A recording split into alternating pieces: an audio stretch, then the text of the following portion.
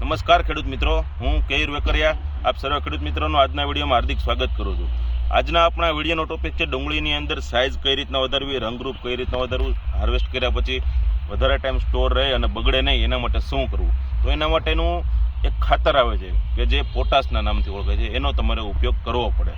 એના પોટાશના ઉપયોગથી તમારા ડુંગળીની અંદર સાઇઝ વધશે, ડુંગળીની શાઇનિંગ કેપેસિટી, જે રંગરૂપ છે, માર્કેટની અંદર સારા ભાવ લેવો છે, ગુણવત્તા સારી ક્વોલિટી કાઢવી છે, તો તમારે એક વખત પોટાશ આપવું જરૂરી છે। તો આ પોટાશ ક્યારે આપવું અને કયા ફોર્મમાં આપવું એની વાત કરું તો જ્યારે આપણી ડુંગળીની સાઇઝ સોપારી જેવડી થાય એટલે કે જો તમને વિડીયોમાં દેખાય છે આ પ્રમાણેની સાઇઝ અથવા તો આનાથી જરાક એવી મોટી સાઇઝની ડુંગળી થાય ત્યારે તમારે પોટાશનો ઉપયોગ કરવાનો રહેતો હોય છે। કઈ રીતના કરવાનો તો કે મ્યુરેટ ઓફ પોટાશ કરીને આવે છે માર્કેટની અંદર કેમિકલ ફોર્મમાં, કે જેનો એક એકરે 25 કિલો પ્રમાણે તમે ઉપયોગ કરી શકો છો।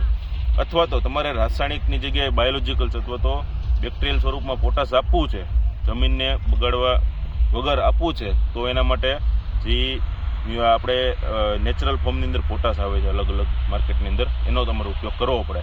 એમાંનું એક આઈપીએલ બાયોલોજિકલ્સનું પોટાશિયા HD કરીને આવે છે, એનો પણ તમે ઉપયોગ કરી શકો છો, જેનો ડોઝ છે 50 ml પ્રતિ એકરનો ડોઝ રહેતો હોય છે।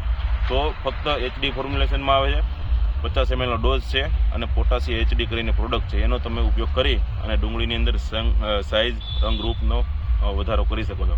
ઘણા ખેડૂત મિત્રો ગાંજો ગાળવા માટેની સ્પ્રે પણ કરતા હોય છે। એની વાત કરું તો મારા અનુભવ પ્રમાણે માર્કેટની અંદર બે સારા ટેકનિકલો છે, ક્લોરમેટ ક્લોરાઇડ અથવા તો મેપિકેટ ક્લોરાઇડ।